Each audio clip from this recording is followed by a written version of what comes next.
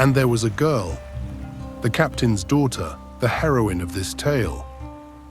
And I'm going to tell of her trick at the wheel, in the rain and the wind and the hail. You may paint my sides black that were once painted white, you may alter my name if you will.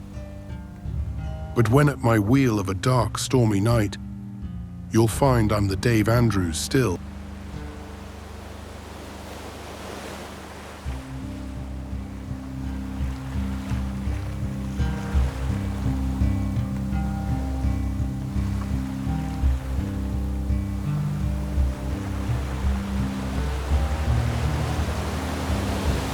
The legend of Minerva McCrimmon, a real Canadian heroine.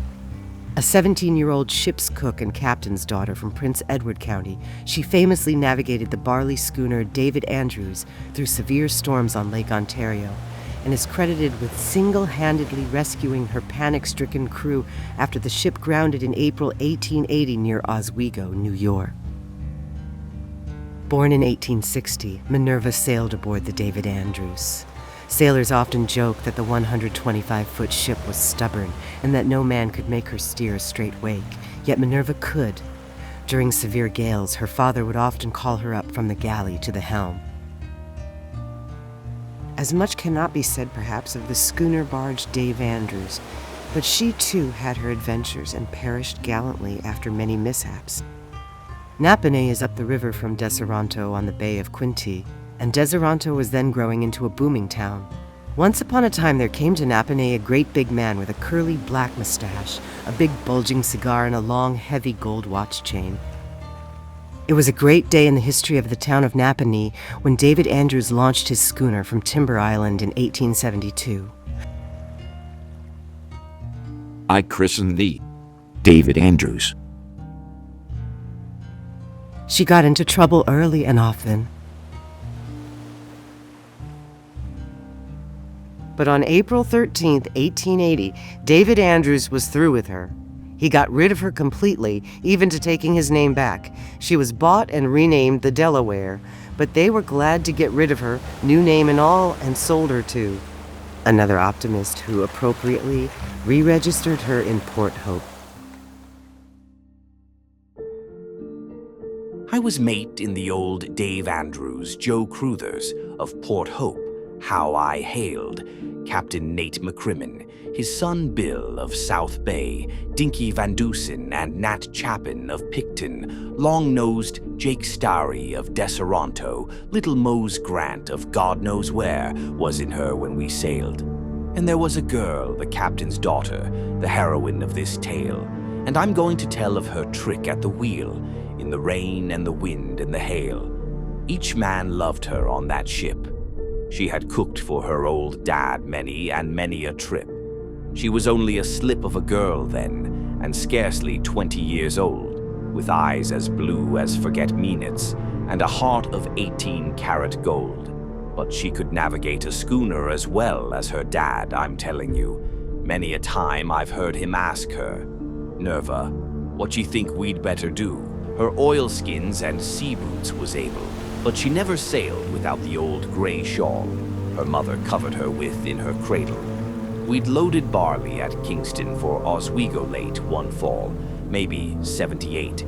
If I disremember the date, it don't matter, but I know it was mighty late.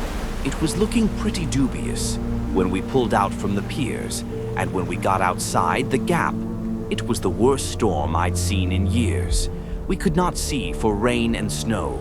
The wind was raving mad. We could not turn her back for shelter, and the ship shook like a gad.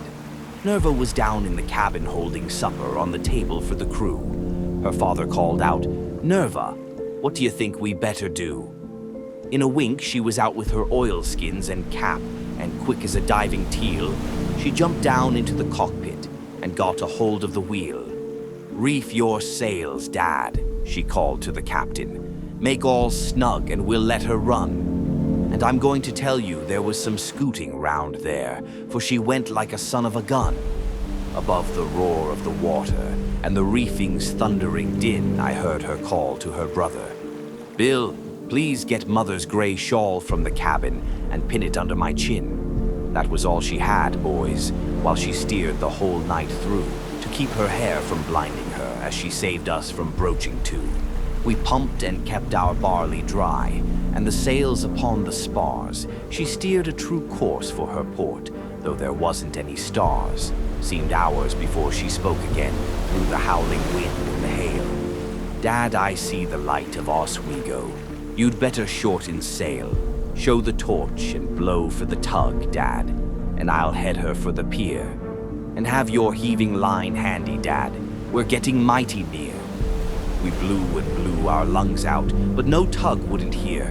And the Dave Andrews drove like a wild bull, right straight for them old wooden piers, with one little girl at her wheel.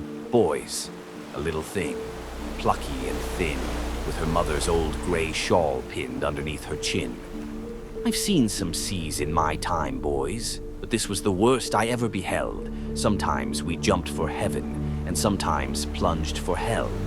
The wind it blew, and the water flew, and the pierhead light flamed red, and for white the foam of the breaker's boom was grimly gray instead. We got everything off but the staysail. The Dave Andrews was jumping like mad. Nerva drove straight through the breakwater gate and called, "Get your lines out, Dad." I rushed aft with the old man to lift Nerva from the wheel. Her frozen hands was bleeding, her feet she could not feel, her hair was iced to her back, boys, and it seemed to me a sin, for her mother's old gray cradle shawl was froze beneath her chin. It's long ago, boys, and the Daves no more. Nerva, that brave girl, lies under the sod. There's few sail now from Port Hope's shore. Her dad and Bill have met their God. I'm an old man now, and I'll soon go too. God, may I be welcomed in by Nerva, with her mother's old gray shawl pinned underneath her chin. The 1880 rescue. In a blinding snowstorm, the schooner wrecked on the shoals off Oswego, New York.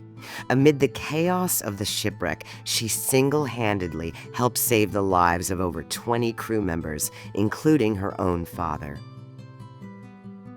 After the rescue, Minerva married Henry Whattam.